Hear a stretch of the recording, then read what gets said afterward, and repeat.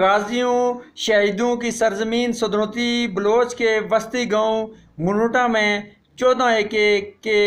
1971 کی جنگی ہیرو ستارہ جرت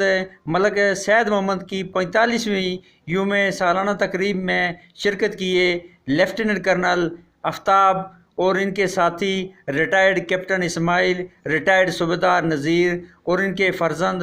ملک Habib, S D O Ashfaq Kiani, اس کے علاوہ وکلاء، صحافیوں نے بڑی تعداد میں شرکت کی اور شہید کی قبر پر پھول چڑھائے، فتح پڑھی اور پاک فوج زندہ باد کے نعرے لگائے۔ یہاں ضروریات زندگی بسر کرنے کی کوئی سہولت میسر نہیں، نہ کوئی اسپتال، نہ کوئی پختہ سڑک، نہ کوئی سرکاری ادارہ اسکول جہاں بچے بہتر تعلیم حاصل کر سکیں۔ یہاں مقررین نے اپنے خطاب میں حکومت سے مطالبہ کیا کہ ملک سید محمد شہید کے نام سے منسلک کوئی ادارہ ہونا چاہیے تاکہ ہمارے بچے بھی بہتر تعلیم حاصل کر سکیں،